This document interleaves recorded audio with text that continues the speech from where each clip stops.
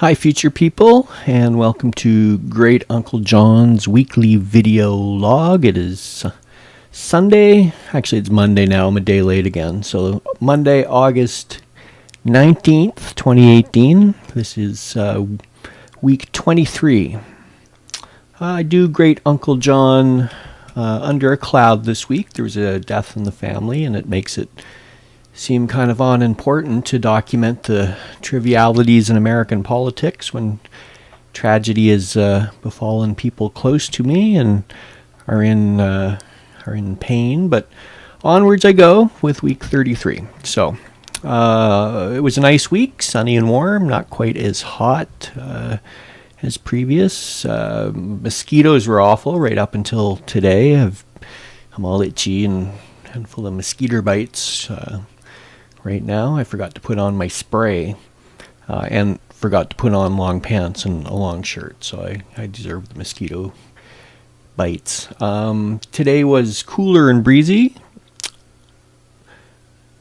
See, I wrote that yesterday. It wasn't cooler and breezy at all. Yesterday might have been, but today, Monday, is actually it was pretty hot and buggy today. So anyway, let's get right past that because, there's nothing more stale than an old weather forecast. In Ontario politics, I forgot to mention last week that Doug Ford is cutting the guaranteed basic income. Okay, I can cut that. I'm going to bleep that word out. Is cutting the guaranteed basic income program.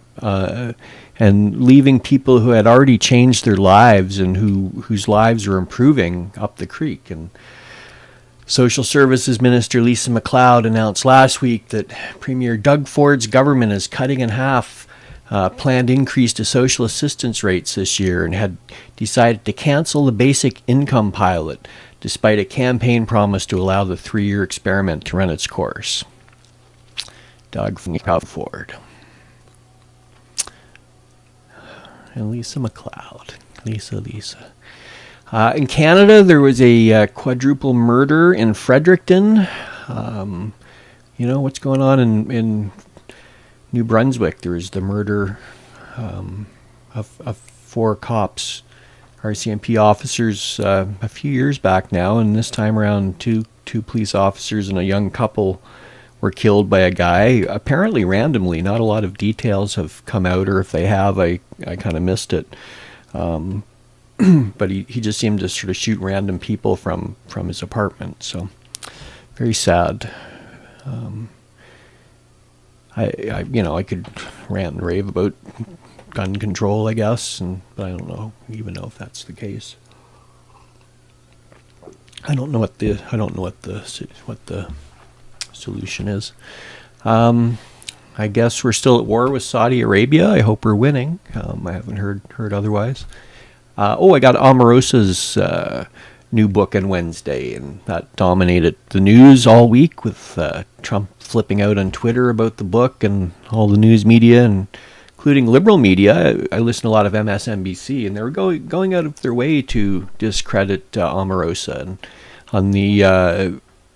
on the podcasts I listen to, the liberal, quite left podcasts like Pod Save America, they weren't giving Omarosa any love for sure. They both sides of the aisle dismissed her, and I'll have a full book report probably by next week. Hopefully, I'll just say that so far I'm really enjoying it, and I'm enjoying Omarosa's. Gosh, I have such a hard time with her name, and I don't know why. She even pronounces it in the book. Omarosa. I'm sorry, Omarosa. I'm enjoying her perspective, and she's definitely a self-promoter. I'll talk more about that in my book review, I guess, but I'm enjoying it. Anyway, that's all I'll see for now.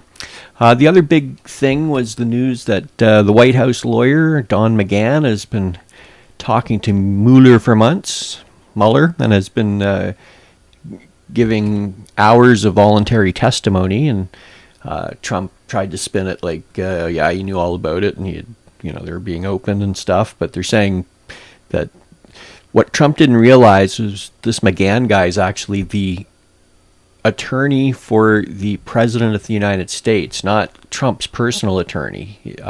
He represents the office of the presidency, I guess, in legal matters. So he's been coughing up information to Mueller, which I'm sure is gonna help. It's things are really heating up for Trump. The Manafort jury is still out today. They're still out Monday.